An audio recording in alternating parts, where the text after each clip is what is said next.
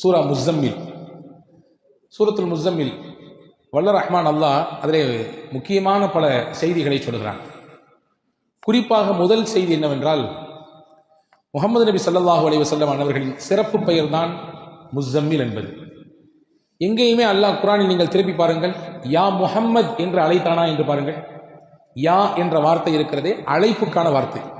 அரபியில் ஒருவரை அழைக்க வேண்டும் என்றால் அப்துல்லா அப்படின்னு கூப்பிடுறோம் இல்ல, ஃபாத்திமா அப்படி கூப்பிடுறோம். இதே மாதிரி ஒரு அரபியில் ஒருவரை கூப்பிட வேண்டும் என்றால் யா அப்துல்லா, அப்துல்லாவே, யா முஹம்மத், முஹம்மதே என்று அழைப்பார்கள்.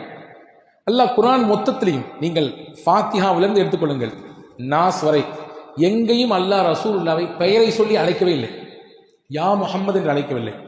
என்ன காரணம் எழுதுறாங்கன்னா, முஹம்மது ஸல்லல்லாஹு அலைஹி வஸல்லம் மீது அல்லாஹ் வைத்த தனி மரியாதை, அவர்களுக்கும் நாயகத்திற்குமான அல்லாஹ்விற்குமான தொடர்பு, அந்த பிரியம், அந்த பாசத்தின் வெளிப்பாடு.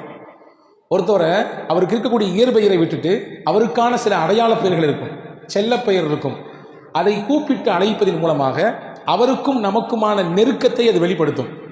நம்ம வீட்டில் 4-5 பிள்ளைங்க இருக்கும், ஆனால் குட்டின்னு சொல்லி கடைசி பிள்ளைய கூப்பிடுவோம் இல்லையா, ராஜா என்று சொல்லி அழைப்போம், செல்லம்மான்னு சொல்லுவோம். என்ன அர்த்தம்? அதுக்கு வேற பேர் வச்சிருப்பாங்க. அந்த குழந்தையின் மீது நமக்கு இருக்கக்கூடிய பிரியத்தை அது வெளிப்படுத்துகிறது. நபிகள் ஸல்லல்லாஹு அலைஹி வஸல்லம் அன்னவர்களை பிரியத்தோடு அல்லாஹ் அழைக்கிறான், யா அய்யுஹல் முஸ்ஸம்மில், போர்வை போர்த்தி கொண்டிருக்கக்கூடிய நபியே என்று அழைக்கிறான்.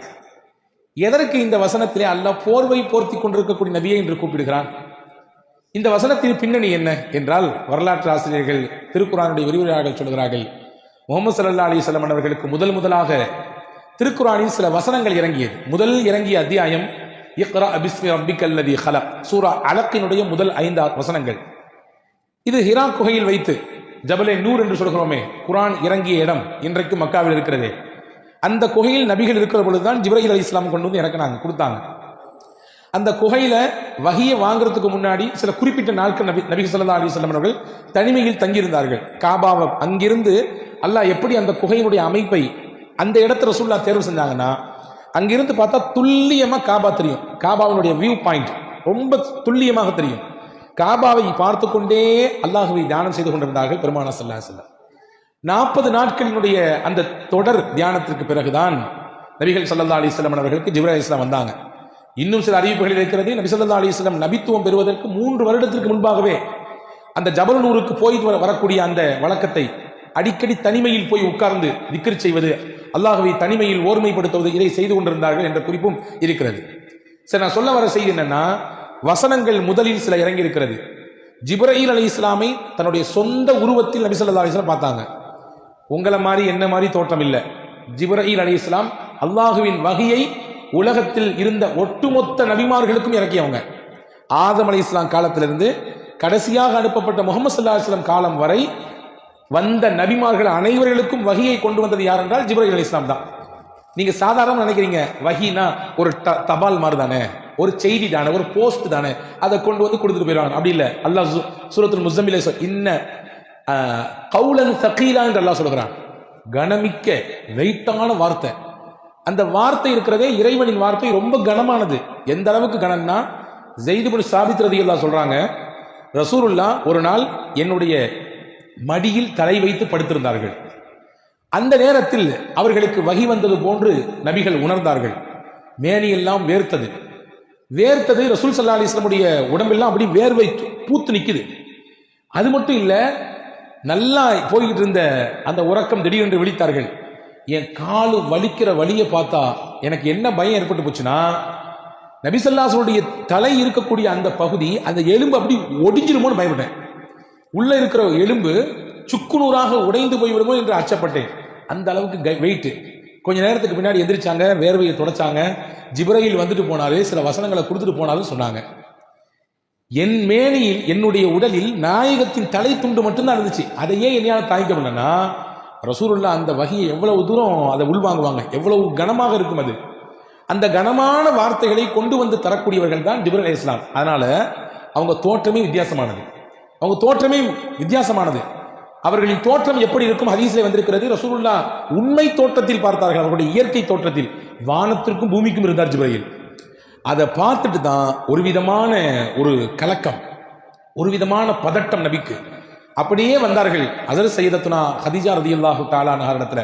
அப்பதான் சொல்லிக்கிட்டே வந்தாங்க, ஜம்மிலூனி ஜம்மிலூனி, எனக்கு குளிர் வர்ற மாதிரி இருக்குது, ஜுரம் அடிக்கிற மாதிரி இருக்குது, காய்ச்சல் வர்ற மாதிரி இருக்குது, என்னை போர்த்துங்களேன் அப்படின்னு சொன்னாங்க. ஹதீஸிலே வந்திருக்கிறது. அதற்கு பிறகு ஹஜ்ரத் ஹதீஜா அம்மா முதல்ல அவங்களுக்கு ஆறுதலா சொன்னாங்க.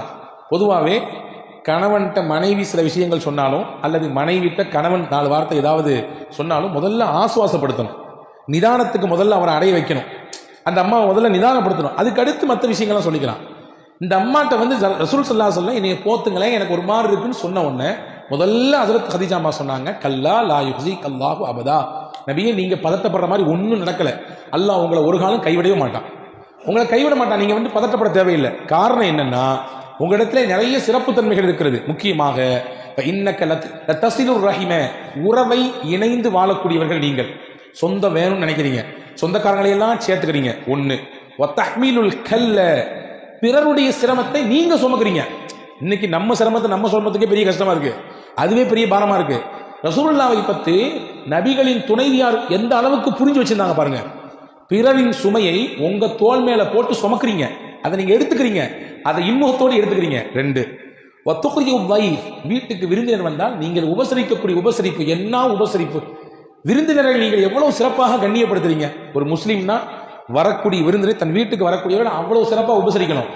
நினைக்க வேண்டாம் நம்ம சிறப்பா உபசரிச்சுட்டா நிறைய குறைஞ்சு போயிருமே என்று. ரசூலுல்லாஹ் அந்த புரிதலை மாத்த சொல்றாங்க. நீங்க நினைக்காதீங்க உங்க வீட்டுக்கு விருந்தாளி வந்தா நம்மள்ட்ட இருக்கக்கூடிய காசு அல்லது சாப்பாட்டுல பெரிய பகுதி காலியாக போகுதுன்னு நினைக்காதீங்க. அவர் வர்றவர் அவருக்கான சாப்பாட்டையும் கொண்டு வர்றாரு, உங்களுக்கான சாப்பாட்டையும் அவர் தான் கொண்டு வர்றாரு. ரசூலுல்லாஹ் விருந்திலே வரும் பொழுது அவருக்கான சாப்பாட்டையும் கொண்டு வர்றாரு, உங்களுக்கான சாப்பாட்டையும் அவர் தான் கொண்டு வர்றாரு. அப்படின்னா என்ன அர்த்தம், உங்க வீட்டுல பரக்கத்தை அவர் கொண்டு வர்றாருன்னு நாங்கள் ரசூலுல்லாஹ் ஸல்லல்லாஹு அலைஹி வஸல்லம் இதை சிறப்பா புரிஞ்சு வச்சிருந்தாங்க. எனவே விருந்தினர்களை சிறப்பாக கவனித்தீர்கள் நீங்கள். 4வது பண்பு சொன்னாங்க, ஒத்துஈனு அலா நவாஇபில் ஹக்கி, சத்தியத்தில் இருக்கக்கூடியவர்களுக்கு கஷ்டத்தில் இருக்கக்கூடியவர்களுக்கு நீங்கள் உதவி செய்கிறீர்கள், உதவியாளராக இருக்கிறீங்க. இந்த பண்பெல்லாம் உங்கள்ட்ட இருக்கிறதுனால நபியை உங்களை அல்லாஹ் கைவிட மாட்டான், நீங்க கவலைப்படாதீங்க, வருத்தப்படாதீங்கன்னு சொல்லி ரசூலுல்லாஹ்வை ஆறுதல் படுத்தி தன்னுடைய சொந்தக்காரர் வரக்கத்து நௌஃபல் இடத்திலே கூட்டி போய் அதுக்கடுத்து என்னென்ன நடந்துச்சு அப்படிங்கிறத வரலாறு நீளமாக சொல்லுகிறது. இங்கே நான் சொல்ல வரக்கூடிய செய்தி, ரசூலுல்லாஹ்வுக்கு பதட்டம் ஏற்பட்டு அப்படி ஒரு விதமான குளிர் ஜுரத்தில் இருந்த பொழுதுதான் அல்லாஹ் சொன்னான், யா அய்யுஹல் முஸம்மில், போர்வை போர்த்தி கொண்டிருக்கக்கூடிய நபியே, என் அன்பு நபியே, கும், நீங்கள் எழுந்திருங்கள், குமில் லைல இல்லா கலீலா, இரவில் ஒரு பகுதியில் எழுந்து என்னை வணங்குங்கள், கொஞ்ச நேரம் அல்லாஹ்விற்காக வேண்டி நீங்கள் எழுந்து வணங்குங்கள் என்று அல்லாஹ் அப்படியே வரிசைப்படுத்தினான். முஸம்மிலை இந்த வார்த்தையை சொல்லி அல்லாஹ் அழைப்பதற்கு இன்னும் சில காரணங்கள் எழுதுகிறார்கள். வரலாற்றிலே தஃசீரிலே முஃபஸ்ஸிர்கள் எழுதுகிறார்கள், மக்காவினுடைய புறக்கணிப்பு, மக்காவில் பல்வேறு விதமான எதிர்ப்பு, இதெல்லாம் தாக்கு பிடிக்க முடியாம ரசூல் ஸல்லல்லாஹு அலைஹி வஸல்லம் ஒரு போர்வையை போத்திட்டு அப்படியே வீட்டுக்குள்ளே உட்காந்துட்டாங்க. இவ்வளவு தூரம் நம்ம செஞ்சோம், நல்லது செஞ்சோம், இந்த பயில்களுக்கு கண்ணு திறக்க மாட்டேங்குது, இவங்க இவ்வளவு தூரம் புறக்கணிக்கிறாங்களே, இவ்வளவு தூரம் நம்மளை வந்து அவமானப்படுத்துறாங்களே அப்படின்னு சொல்லி. அப்ப ரசூலுல்லாஹ் சொன்னா, நீங்க அதெல்லாம் பத்தி கவலையப்படாதீங்க, அவங்க புறக்கணிக்கிறாங்க, அவங்க ஏத்துக்கல, அவங்க சொல்ல பேச்ச கேட்க மாட்டேங்கிறாங்க, உங்களை உதாசீனப்படுத்துறாங்க, உங்களை வந்து துன்பப்படுத்துறாங்கன்னு சொல்லி நீங்க முடங்கிறாதீங்க, உங்க வேலையை நீங்க பார்த்துட்டே இருங்க. அவர்கள் செய்யக்கூடிய வேலை காரணமாக நீங்கள் முடங்கிவிட வேண்டாம், நீங்க இபாதத்தின் மூலம் இன்பம் காணுங்கள், என்னை வணங்குவதன் மூலம் இன்பம் காணுங்கள், அல்லாஹ் அவர்களின் விஷயத்தை அவன் பார்த்துக் கொள்வான். நீங்க வாங்க, என் பக்கத்தில் நெருங்கி வாங்க. அல்லாஹ் ஒரு முக்கியமான செய்தி இதில் சொல்றான், மனக்கவலை, சோர்வு, பிறர் இது மூலமாக புறக்கணிக்கப்படுதல், நம்ம எவ்வளவுதான் செஞ்சாலும் நம்மளை வந்து யாருமே கண்டுக்காத ஒரு நிலை ஏற்படுதல், இப்படிலாம் நீங்க உணர்ந்தீங்கன்னா வாழ்க்கையில ரொம்ப ஃபீல் பண்ணிட்டு உட்கார்ந்துடாதீங்க. உலகம் யதார்த்தம் அதுதான், என்ன செஞ்சாலும் கடைசியில உலகம் உங்களை தூக்கி தான் எரியும், கடைசியில கையை உதறி தான் விடும். அதை கண்டுலாம் நீங்க பார்த்து நீங்க டென்ஷன் ஆகிட்டு மனசால ஸ்ட்ரெஸ் ஏற்பட்டு நீங்க உட்கார வேண்டாம். இறைவ பக்கம் நீங்கள் வந்து நின்று வணங்குங்கள், தொழுங்கள், இபாதத் செய்யுங்கள், அதுவே உங்களுக்கு மனதிற்கு பேர் ஆனந்தத்தை, பெரும் இன்பத்தை தரும் என்று அல்லாஹ் இதன் மூலமாக சொல்லித் தருகிறான். அன்பு சகோதரர்களே, அல்லாஹ் செல்லமாக அழைக்கிறான் முஸம்மில் என்று, அழகான பெயரை கொண்டு அழைக்கிறான். இங்க பாருங்க, கவனிங்க, ரசூல் ஸல்லல்லாஹு அலைஹி வஸல்லம் சஹாபாக்களை அன்பொழுக கூப்பிட்டு இருக்கிறார்கள். அலி ரலியல்லாஹு அன்ஹுடைய உண்மையான பேரு அலி. ஆனா ரசூலுல்லாஹ் அன்பா கூடும்போது சொல்லுவாங்க அபுத்துராப்னு சொல்லுவாங்க, மண்ணின் தந்தைன்னு சொல்லுவாங்க.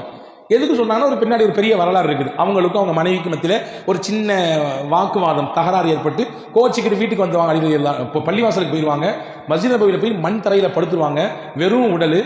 வீட்டுக்கு போன நாயகம் மகள்கிட்ட கேட்பாங்க, எங்க வீட்டுக்காரரு ஒரு சின்ன தகராறு, வீட்டை விட்டு வெளியே போயிட்டாரு. ரசூலுல்லாஹ் தேடி போய் அவரை பக்கத்துல போய் உட்கார்ந்து அவர் மேலே இருந்த மண்ணை ஃபுல்லாக கையால் தொடச்சி விட்டுட்டு அப்போ சொல்லுவாங்க, யா அபத்துரா கும், எந்திரிங்க, மண்ணின் தந்தையே எந்திரிங்கம்பாங்க. ரொம்ப பெரிய விஷயங்கள் இந்த வரலாற்றில் இருக்குது, ரொம்ப பெரிய பெரிய பாடங்கள் நமக்கு இருக்கிறது. மகள்கிட்ட பிரச்சனை நடந்திருக்கு வீட்டில், ரசூல்லா நேரடியாக மக வீட்டுக்கு போயிருக்காங்க. உன்ட்ட அப்படியா பேசினார் அவரு, என்ன ஏதுன்னு நான் கேட்குறேன், அவர் வரட்டும் பார்த்துக்கலாம் அப்படின்னு ரசூல்லா சொல்லலை.